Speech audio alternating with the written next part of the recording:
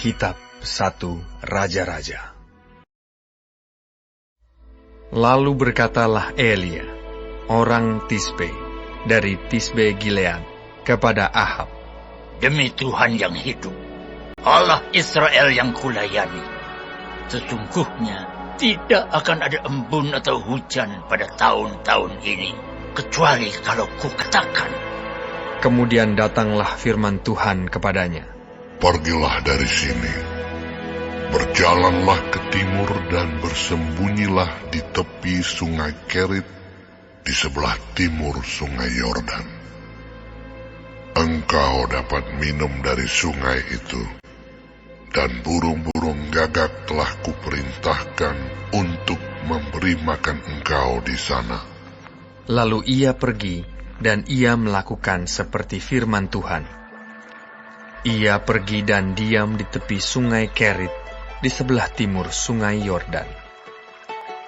Pada waktu pagi dan petang, burung-burung gagak membawa roti dan daging kepadanya, dan ia minum dari sungai itu.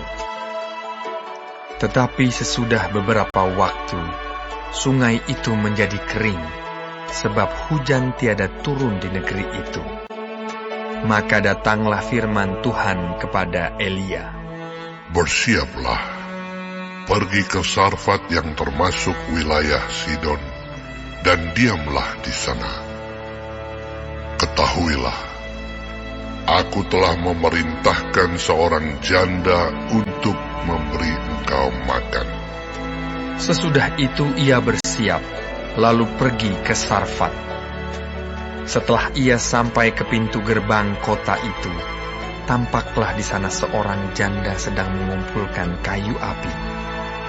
Ia berseru kepada perempuan itu, katanya, "Cobalah ambil bagiku sedikit air dalam kendi, supaya aku minum." Ketika perempuan itu pergi mengambilnya, ia berseru lagi, "Cobalah ambil juga bagiku sepotong roti." Perempuan itu menjawab, "Demi Tuhan Allahmu yang hidup, sesungguhnya tidak ada roti padaku sedikit pun, kecuali segenggam tepung dalam tempayan dan sedikit minyak dalam buli-buli. Dan sekarang aku sedang mengumpulkan 2-3 potong kayu api. Kemudian aku mau pulang dan mengolahnya bagiku dan bagi anakku. Dan setelah kami memakannya, maka kami akan mati." Tetapi Elia berkata kepadanya, "Janganlah takut, pulanglah, buatlah seperti yang kau katakan. Tetapi buatlah lebih dahulu bagiku sepotong roti bundar kecil daripadanya, dan bawalah kepadaku. Kemudian barulah kau buat bagimu dan bagi anakmu.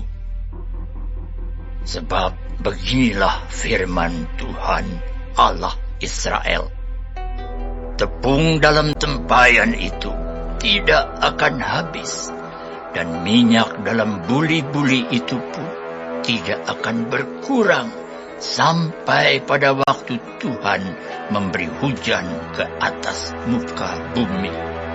Lalu pergilah perempuan itu dan berbuat seperti yang dikatakan Elia.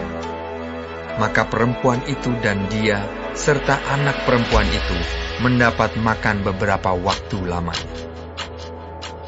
Tepung dalam tempayan itu tidak habis, dan minyak dalam buli-buli itu tidak berkurang, seperti firman Tuhan yang diucapkannya dengan perantaraan Elia.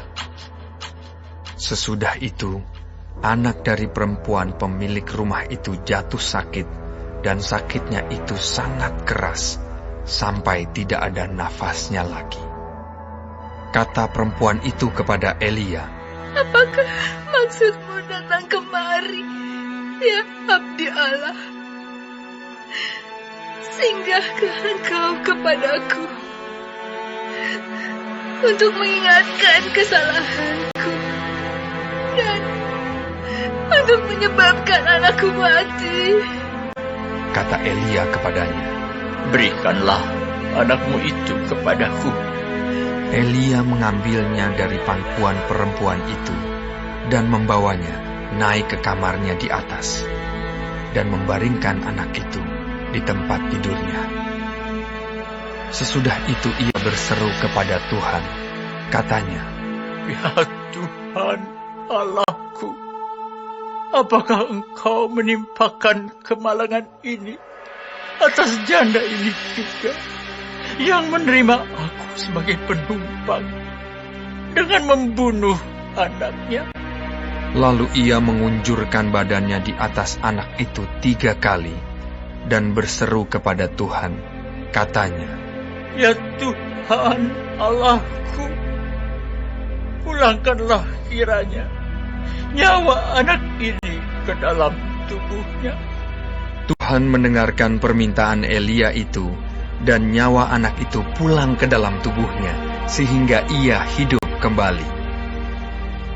Elia mengambil anak itu, ia membawanya turun dari kamar atas ke dalam rumah dan memberikannya kepada ibunya. Kata Elia, Ini anakmu, ia sudah hidup.